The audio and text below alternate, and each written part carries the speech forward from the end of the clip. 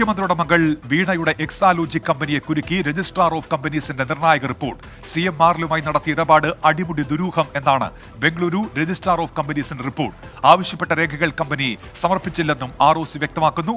CMRൽ ഇടപാട് വിവരം മറച്ചുവെച്ചു. വിശദമായ അന്വേഷണം വേണമെന്നാണ് ROCയുടെ പ്രാഥമിക റിപ്പോർട്ടിൽ വ്യക്തമാക്കുന്നത്. ഷഫീദ് റാവുത്തർ വിശദാംശങ്ങളുമായി ഇപ്പോൾ ചേരുന്നുണ്ട് തിരുവനന്തപുരത്ത് നിന്ന്. ഷഫീദ്, എന്തൊക്കെ കാര്യങ്ങളുണ്ട് ഈ റിപ്പോർട്ടിൽ? ഉന്മേഷ, എക്സാലോജിക്കിനെ സംബന്ധിച്ച് അവർ നേരത്തെ ഉന്നയിച്ച വാദങ്ങളടക്കം തിരിച്ചടി നേരിടേണ്ടി വരുന്ന ഒരു റിപ്പോർട്ടാണ് ഇപ്പോൾ ROCയുടേതായി പുറത്തു വരുന്നത്. അതിൽ ഏറ്റവും പ്രധാനപ്പെട്ട കാര്യം ഈ ബംഗളൂരു രജിസ്ട്രാർ ഓഫ് കമ്പനീസിന്റെ റിപ്പോർട്ടിലെ വിവരങ്ങളിൽ എക്സാലോജിക് CMRൽ ഇടപാട് അടിമുടി ദുരൂഹമാണ് എന്നുള്ള കാര്യം വ്യക്തമാക്കുന്നുണ്ട്. മാത്രവുമല്ല, ROC ആവശ്യപ്പെട്ട രേഖകൾ എക്സാലോജിക്ക് സമർപ്പിച്ചിട്ടില്ല. കരാറിന്റെ പോലും വിശദാംശങ്ങൾ ഹാജരാക്കിയില്ല. എക്സാലോജിക്കിന്റെ മറുപടിയിൽ ആകെയുള്ളത് GST അടച്ചെന്ന് മാത്രമാണ്. തട്ടിപ്പും രേഖകളിൽ കൃത്രിമത്വവും കാണിച്ചുവെന്നും ഈ ROC റിപ്പോർട്ടിൽ പറയുന്നുണ്ട്. അതുകൊണ്ട് തന്നെ സെക്ഷൻ 447, 448 പ്രകാരം നടപടി എടുക്കാമെന്നും റിപ്പോർട്ടിൽ പറയുന്നുണ്ട്. ഇത് പിഴയും തടവ് ശിക്ഷയും കിട്ടാവുന്ന വകുപ്പുകളാണ്.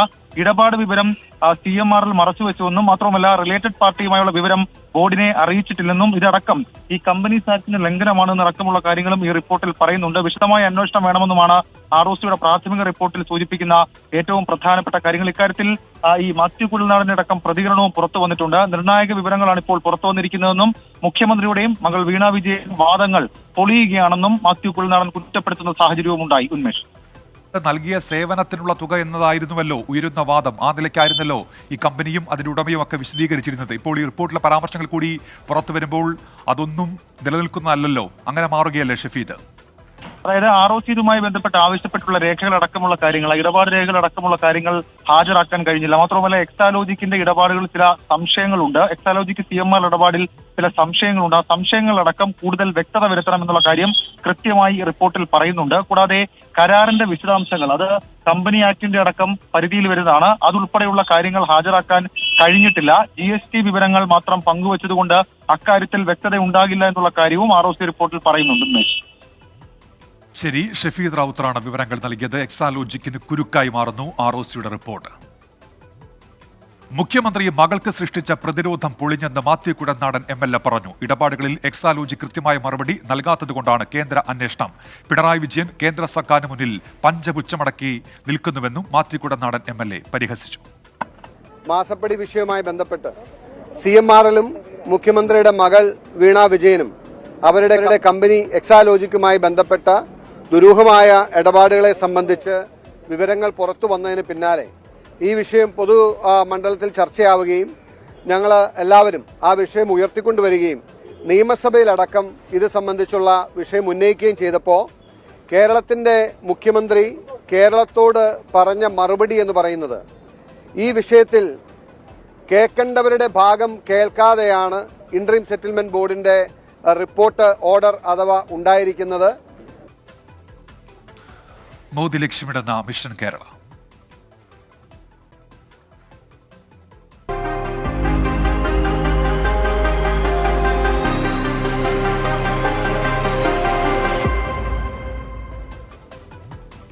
കേരളത്തിൽ ജയിക്കാൻ കഠിന പരിശ്രമം ആവശ്യമാണെന്ന് പ്രവർത്തകർക്ക് പ്രധാനമന്ത്രി നരേന്ദ്രമോദിയുടെ നിർദ്ദേശം. ബൂത്ത് തലങ്ങളിൽ പ്രവർത്തനം ശക്തിപ്പെടുത്താനും ജനങ്ങളുമായി നിരന്തര സമ്പർക്കം പുലർത്താനും മറൈൻ ഡ്രൈവിൽ നടന്ന BJP ശക്തി കേന്ദ്ര ഇൻചാർജുമാരുടെ യോഗത്തിൽ പ്രധാനമന്ത്രി ആഹ്വാനം ചെയ്തു. പ്രിയപ്പെട്ട സഹപ്രവർത്തകരെ,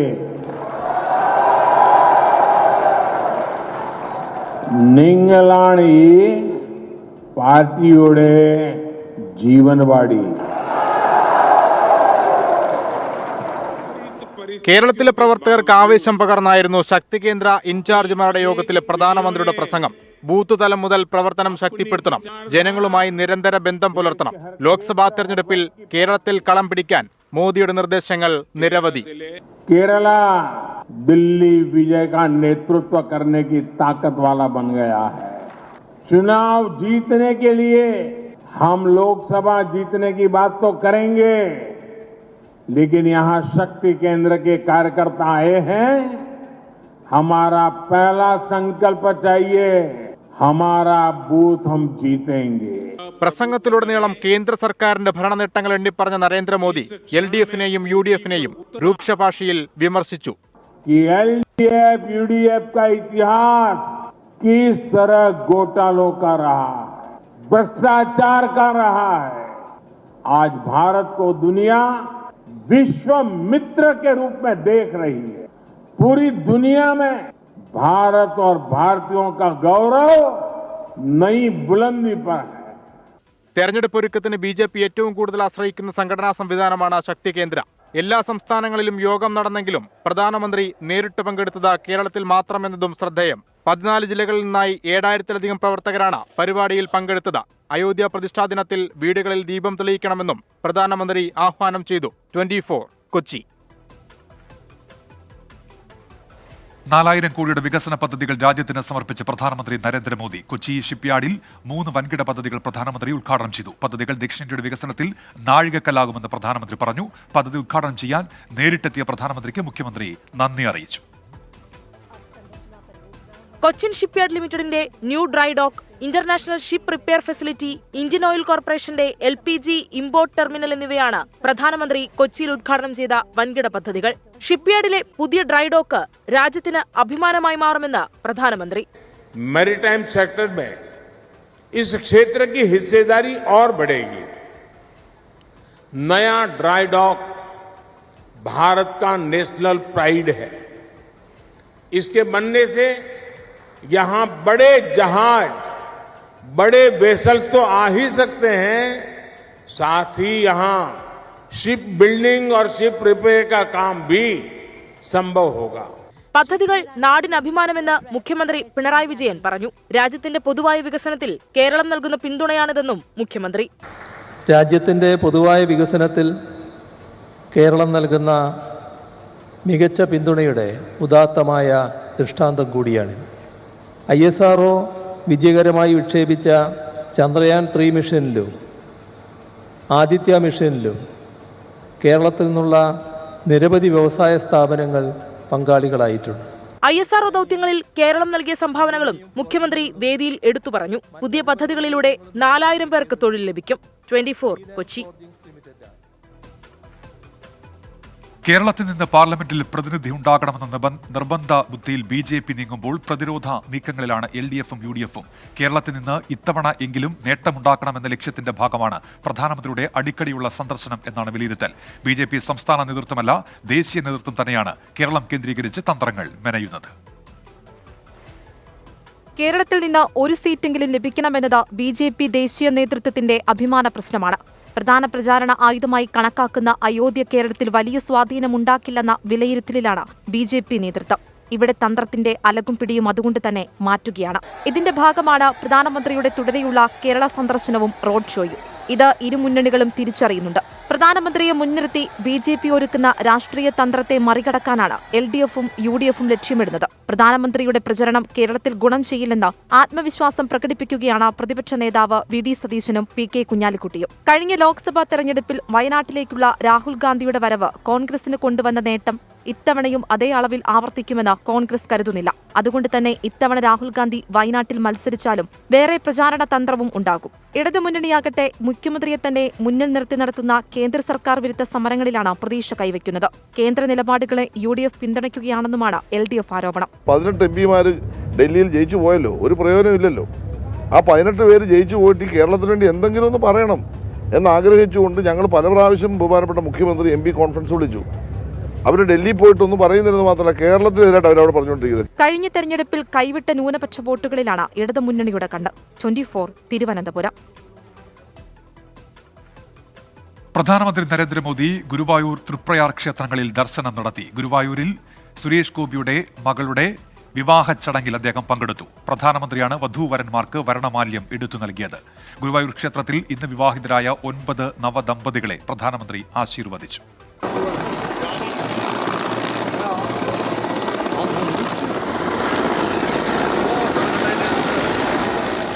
രാവിലെ 7:15 ഗുരുവായൂർ ശ്രീകൃഷ്ണ കോളേജിലെ ഹെലിപാഡ് ഗ്രൗണ്ടിൽ നൂറുകണക്കിന് BJP പ്രവർത്തകർക്ക് നടുവിലേക്ക് പ്രധാനമന്ത്രി വന്നിറങ്ങി.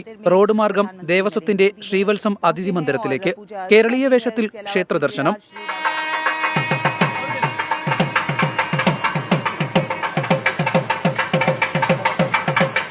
ഗുരുവായൂർ അമ്പലനടയിൽ വിവാഹം കഴിച്ച നവദമ്പതികൾക്ക് പ്രധാനമന്ത്രി ആശംസകൾ അറിയിച്ചു.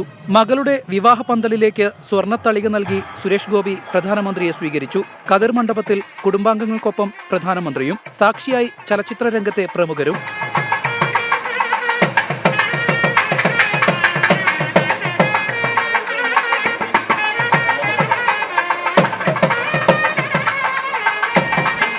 രണ്ടു മണിക്കൂറിലധികം ഗുരുവായൂരിൽ ചെലവഴിച്ചാണ് പ്രധാനമന്ത്രി നരേന്ദ്രമോദി മടങ്ങിയത്. ഗോകുലം പാർക്കിൽ നടന്ന വിവാഹ സൽക്കാരത്തിൽ സിനിമ, സാമൂഹ്യ സാംസ്കാരിക, രാഷ്ട്രീയ രംഗങ്ങളിലെ പ്രമുഖർ പങ്കെടുത്തു. ഗുരുവായൂരിൽ നിന്നും ഹെലികോപ്റ്ററിൽ പ്രധാനമന്ത്രി വലപ്പാട് സ്കൂൾ ഗ്രൗണ്ടിലെത്തി. അവിടെ നിന്ന് കാർ മാർഗം തൃപ്രയാർ ശ്രീരാമക്ഷേത്രത്തിലേക്ക്. 1 മണിക്കൂറിലധികം ക്ഷേത്രത്തിൽ ചിലവഴിച്ച പ്രധാനമന്ത്രി 21 കുട്ടികൾ പങ്കെടുത്ത വേദാർച്ചനയ്ക്ക് കാഴ്ചക്കാരനായി.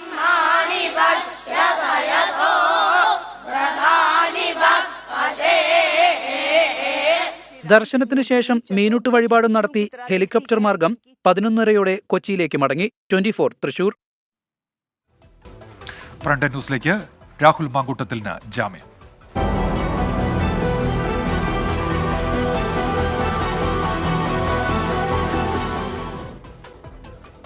പ്രതിഷേധ സമരവുമായി ബന്ധപ്പെട്ട കേസുകളിൽ യൂത്ത് കോൺഗ്രസ് സംസ്ഥാന പ്രസിഡന്റ് രാഹുൽ മാങ്കൂട്ടത്തിന് ജാമ്യം. ഉടൻ ജയിൽ മോചിതനാകും. കന്റോൺമെന്റ്, മ്യൂസിയം പോലീസ് സ്റ്റേഷനുകളിൽ രജിസ്റ്റർ ചെയ്ത കേസുകളിൽ കർശന ഉപാധികളോടെയാണ് ജാമ്യം നൽകിയത്.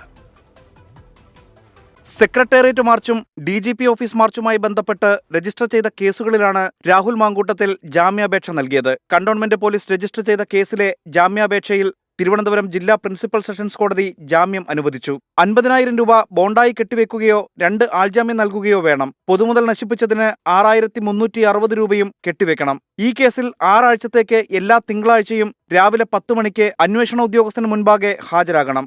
DGP ഓഫീസ് മാർച്ചുമായി ബന്ധപ്പെട്ട് മ്യൂസിയം പോലീസ് രജിസ്റ്റർ ചെയ്ത കേസിലെ ജാമ്യാപേക്ഷ തിരുവനന്തപുരം ചീഫ് ജുഡീഷ്യൽ മജിസ്ട്രേറ്റ് കോടതിയാണ് പരിഗണിച്ചത്. ഈ കേസിലും ഉപാധികളോടെയാണ് ജാമ്യം. 25,000 രൂപയോ 2 ആൾജാമ്യമോ ആണ് വ്യവസ്ഥ. എല്ലാ ചൊവ്വാഴ്ചയും രാവിലെ 9-നും 11-നും ഇടയിൽ പോലീസ് സ്റ്റേഷനിൽ ഹാജരാകണം. 2 കേസുകളിലും രാഹുൽ മാങ്കൂട്ടത്തിലിന് ജാമ്യം അനുവദിക്കുന്നത് പ്രോസിക്യൂഷൻ ശക്തമായി എതിർത്തു.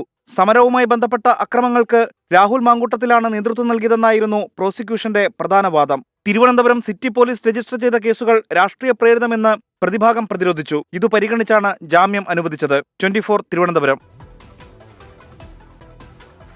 ജയിലിലേക്ക് പോയതിനേക്കാൾ കരുത്തനായാണ് രാഹുൽ മാങ്കൂട്ടത്തിൽ മടങ്ങിയെത്തുന്നത് എന്ന വിലയിരുത്തലിലാണ് കോൺഗ്രസ് ക്യാമ്പ്. എന്നാൽ ജാമ്യം സ്വാഭാവിക നടപടിക്കപ്പുറം പ്രാധാന്യമുള്ളതല്ല എന്നാണ് CPIM നിലപാട്.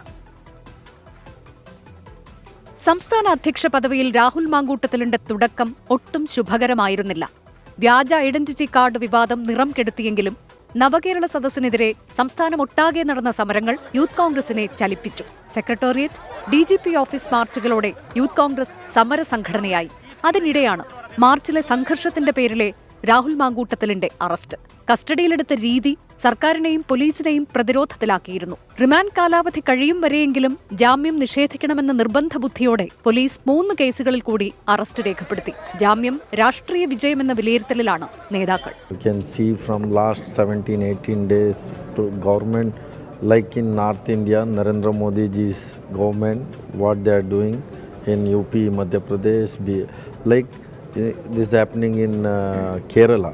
This is the first time. ഇത് സർക്കാരിനേറ്റ പ്രഹരമാണ്. അത് ഇനിയെങ്കിലും ഗവൺമെന്റ് കണ്ണു തുറക്കട്ടെ. സത്യത്തിന്റെയും നീതിയുടെയും വിജയം അല്പം വൈകിയാണെങ്കിലും ഉണ്ടാകും എന്നുള്ളതിന്റെ ഏറ്റവും വലിയ ഉദാഹരണമാണ്. ജയിലിൽ നിന്ന് പുറത്തിറങ്ങിയാലും രാഹുൽ മാങ്കൂട്ടത്തിലിന് നിയമ പോരാട്ടം അവസാനിപ്പിക്കാൻ കഴിയില്ല. സമരങ്ങളുടെ പേരിലുള്ള കേസിനു പുറമെ വ്യാജ ID കേസും രാഹുൽ നേരിടണം. 24 തിരുവനന്തപുരം. സലിം മാലിക്കുണ്ട് ഇപ്പോൾ വിശദാംശങ്ങളുമായി പൂജപ്പുര ജയിലിന് മുന്നിൽ നിന്നും. സലിം, അല്പ സമയത്തിനകം ജയിൽ മോചിതനാകുമല്ലോ, എന്തൊക്കെയാണ് വിവരങ്ങൾ?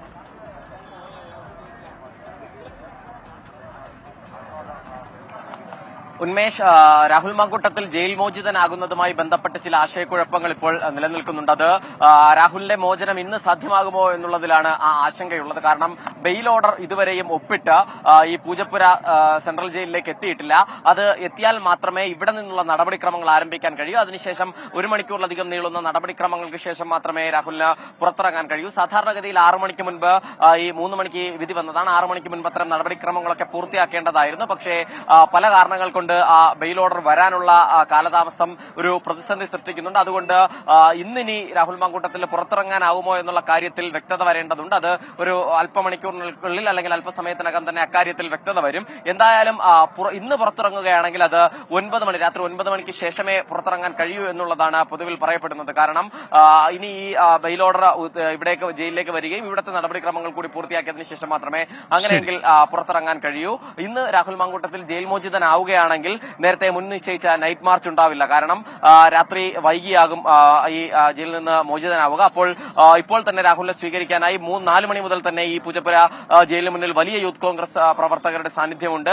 അവരൊക്കെ ഇപ്പോഴും ഇവിടെ തന്നെ തുടരുകയാണ്. ആ നിലയിലുള്ള ഒരു സ്വീകരണ പരിപാടി അവർ ഒരുക്കാനാണ് പദ്ധതിയിടുന്നത്. ഇന്ന് പുറത്തിറങ്ങിയില്ല എങ്കിൽ, ഇന്ന് രാഹുൽ പുറത്തിറങ്ങുന്നില്ല എന്ന് ഏറെക്കുറെ ഉറപ്പാകുന്നുവെങ്കിൽ, അങ്ങനെയെങ്കിൽ DGP ഓഫീസ് മാർച്ചിലേക്ക്, നൈറ്റ് മാർച്ചിലേക്ക് കാര്യങ്ങൾ പോകും. മാർച്ച് വലിയ നിലയിൽ പങ്കാളിത്തത്തോടുകൂടി രാഹുലിന്റെ ജാമ്യം ലഭിച്ചതിന്റെ ആഹ്ലാദ പ്രകടനവും ഒപ്പം ആലപ്പുഴയിലും കണ്ണൂരിലും നടന്ന കളക്ടറേറ്റ് മാർച്ചിലുള്ള സംഘർഷങ്ങളുടെ കൂടി പശ്ചാത്തലത്തിൽ നൈറ്റ് മാർച്ച് സംഘടിപ്പിക്കും എന്നുള്ളതാണ് പറയുന്നത്. എന്തായാലും ഇതിനൊക്കെയും ഇത് വ്യക്തത വരണം. ശരി സലീം, ഏതായാലും രാഹുൽ മാങ്കൂട്ടത്തിൽ ഇന്ന് തന്നെ പുറത്തിറങ്ങുമെന്നുള്ള കാര്യത്തിൽ ഇപ്പോൾ ആശയക്കുഴപ്പമുണ്ടെന്നാണ് സലീം മാലിക് റിപ്പോർട്ട് ചെയ്യുന്നത് പൂജപ്പുര ജയിലിന് മുൻപിൽ നിന്നും. മുഖ്യമന്ത്രിയുടെ ക്ഷണം നിരസിക്കാൻ UDF.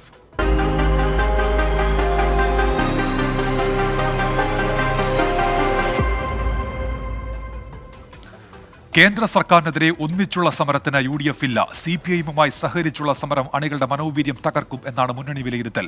പ്രതിപക്ഷ നേതാവും ഉപനേതാവും തീരുമാനം മുഖ്യമന്ത്രിയെ അറിയിക്കും. സംസ്ഥാനത്ത് നിലവിലുള്ള രാഷ്ട്രീയ സാഹചര്യത്തിന്റെ പശ്ചാത്തലത്തിൽ LDFുമായി ഒന്നിച്ച് സമരം വേണ്ടെന്നാണ് UDF തീരുമാനം. മുഖ്യമന്ത്രിയുടെ ക്ഷണം അടുത്ത UDF യോഗത്തിൽ ചർച്ച ചെയ്യും. ഒന്നിച്ചുള്ള സമരം വേണ്ടെന്ന കോൺഗ്രസിലും ധാരണയായിട്ടുണ്ട്. സർക്കാരിനെതിരായ സമരങ്ങളെ പോലീസിനെ ഉപയോഗിച്ച് അട്ടിമറിക്കുന്ന പശ്ചാത്തലത്തിൽ എങ്ങനെ സഹകരിക്കുമെന്ന് ശശി തരൂർ.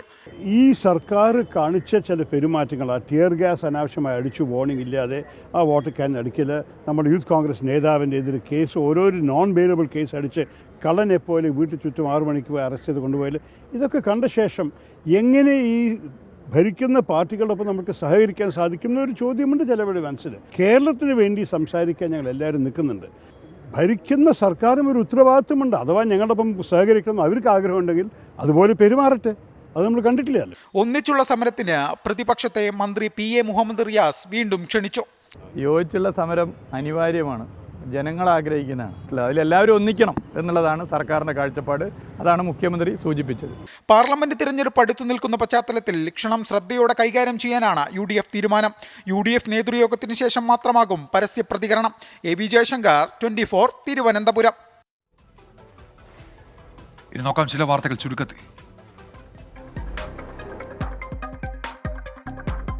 പ്രധാനമന്ത്രി നരേന്ദ്രമോദി പൊള്ളയായ വാഗ്ദാനങ്ങൾ നൽകി നാഗാ ജനതയെ വഞ്ചിച്ചു എന്ന് രാഹുൽ ഗാന്ധി.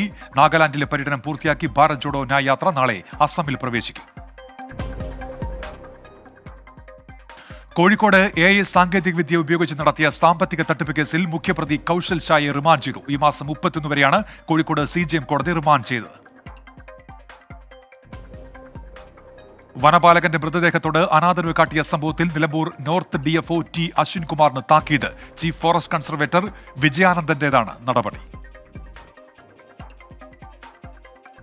KPCC രാഷ്ട്രീയകാര്യ സമിതിയിൽ ആളുകളെ കുത്തിനിറച്ചു എന്ന പരാതിയുമായി ഗ്രൂപ്പുകൾ. രാഷ്ട്രീയകാര്യ സമിതിയുടെ ഗൗരവം നഷ്ടപ്പെടുത്തുന്ന ആളുകൾ ഉൾപ്പെട്ടു എന്ന ആരോപണം. അന്തരിച്ച പ്രശസ്ത സംഗീത സംവിധായകൻ KJ ജോയിയുടെ മൃതദേഹം സംസ്കരിച്ചു. ചെന്നൈയിലെ കിൽപോഗ് വൈദ്യുതി ശ്മശാനത്തിലായിരുന്നു ചടങ്ങുകൾ. രാവിലെ മുതൽ വീട്ടിൽ പൊതുദർശനത്തിന് വെച്ച മൃതദേഹത്തിൽ നിരവധി പ്രമുഖർ അന്ത്യാഞ്ജലി അർപ്പിച്ചു. പ്രൈം ടൈം ന്യൂസിലേക്ക് തിരികെ. അയോധ്യ രാമക്ഷേത്ര പ്രതിഷ്ഠാ ചടങ്ങിൽ കോൺഗ്രസ് ദേശീയ നേതൃത്വത്തിന്റെ നിലപാട് തള്ളി ഉത്തർപ്രദേശ് ഘടകം. ചടങ്ങിൽ പങ്കെടുക്കുമെന്ന് ഉത്തർപ്രദേശിൽ നിന്നുള്ള മുതിർന്ന കോൺഗ്രസ് നേതാവ് നിർമ്മൽ ഖാത്രി അടക്കമുള്ളവർ വ്യക്തമാക്കി. പ്രതിഷ്ഠാ ചടങ്ങിലുള്ള ഒരുക്കങ്ങൾ അയോധ്യയിൽ പുരോഗമിക്കുകയാണ്. പ്രത്യയശാസ്ത്രത്തെ നേരിടാൻ പ്രത്യയശാസ്ത്രം കൊണ്ട് തന്നെ സാധിക്കണമെന്ന് നിർമ്മൽ ഖാത്രി നിർദ്ദേശിച്ചു. 22-ാം തീയതി പ്രാണപ്രതിഷ്ഠാ വേദിയിൽ പങ്കെടുക്കും. ചടങ്ങിൽ പങ്കെടുക്കാതെ മാറി നിൽക്കാൻ രാമഭക്തരായ തങ്ങൾക്ക് സാധിക്കില്ലെന്ന് അദ്ദേഹം വ്യക്തമാക്കി. കൂടുതൽ നേതാക്കളുടെ എതിർപ്രതികരണങ്ങളെ സംബന്ധിച്ച് കോൺഗ്രസ് ദേശീയ നേതൃത്വം മൗനം തുടരുകയാണ്. BJP ഉത്തർപ്രദേശ് ഘടകമാകട്ടെ രാമക്ഷേത്ര ഉദ്ഘാടന ചടങ്ങിൽ കൂടുതൽ സജീവമാക്കാനുള്ള നീക്കങ്ങൾ ആരംഭിച്ചു. സംസ്ഥാനത്തെ മുതിർന്ന നേതാക്കളുടെ നേതൃസംഗമത്തിന് ഇന്ന് അയോധ്യയിൽ തുടക്കമായി. അയോധ്യ അന്താരാഷ്ട്ര വിമാനത്താവളത്തിൽ നിന്നുള്ള കൂടുതൽ വിമാന സർവീസുകളും ഇന്ന് ആരംഭിച്ചു. കൊൽക്കത്തയിലേക്കും ബംഗളൂരുവിലേക്കുമുള്ള സർവീസുകളാണ് ഇന്ന് തുടങ്ങിയത്. അയോധ്യയിലെ രാമക്ഷേത്ര ഉദ്ഘാടനത്തിന് മുന്നോടിയായി അയോധ്യയിൽ ശക്തമായ സുരക്ഷാ സംവിധാനങ്ങളാണ് ഇപ്പോൾ ഏർപ്പെടുത്തിയിരിക്കുന്നത്.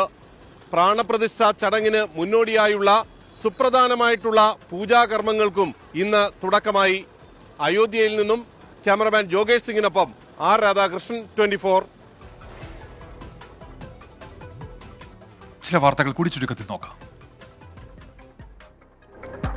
യൂത്ത് കോൺഗ്രസ് വ്യാജ തിരിച്ചറിയൽ രേഖ കേസിൽ അന്വേഷണം ക്രൈംബ്രാഞ്ചിന് വിട്ടു. മുഖ്യ തെരഞ്ഞെടുപ്പ് ഓഫീസറുടെ പരാതിയിൽ മ്യൂസിയം പോലീസ് എടുത്ത കേസാണ് ക്രൈംബ്രാഞ്ചിന് കൈമാറിയത്. മണിപ്പൂരിലെ മൊറയിൽ വെടിവെപ്പിൽ സൈനികന് വീരമൃത്യു. നിരവധി സുരക്ഷാ ഉദ്യോഗസ്ഥർക്ക് പരിക്കേറ്റു. പീഡനക്കേസിൽ മുൻകൂർ ജാമ്യം തേടിയ മുൻ government pleader advocate PG Manu supreme കോടതിയെ സമീപിച്ചു. മുൻകൂർ ജാമ്യാപേക്ഷ തള്ളിയ ഹൈക്കോടതി ഉത്തരവിനെതിരെയാണ് നടപടി. പഞ്ചാബിൽ പോലീസ് സംഘം സഞ്ചരിച്ച ബസ് അപകടത്തിൽപ്പെട്ട് ഒരു വനിതാ SI ഉൾപ്പെടെ 4 പോലീസ് ഉദ്യോഗസ്ഥർ മരിച്ചു. ബംഗാളിൽ ED ഉദ്യോഗസ്ഥർക്കെതിരായ ആക്രമണത്തിൽ പ്രത്യേക അന്വേഷണ സംഘം രൂപീകരിക്കാൻ കൽക്കട്ട ഹൈക്കോടതിയുടെ നിർദ്ദേശം. കേസ് ഡയറി പ്രത്യേക അന്വേഷണ സംഘത്തിന് കൈമാറണമെന്നും കോടതി. SKSSF നേതാവ് സത്താർ പന്തല്ലൂരിനെതിരെ ഗുരുതര ആരോപണങ്ങളുമായി പാണക്കാട് കുടുംബാംഗം. സമസ്തയുടെ മുതിർന്ന നേതാക്കൾക്കെതിരെ ഭീഷണിക്കത്ത് തയ്യാറാക്കിയതിൽ പങ്കെന്ന് പാണക്കാട് സമീർ അലി ശിഹാബ് തങ്ങൾ. ഇപ്പോഴത്തെ കാലാവസ്ഥ സമർപ്പിക്കുന്നത് Berger home shield scientific water proofing solutions.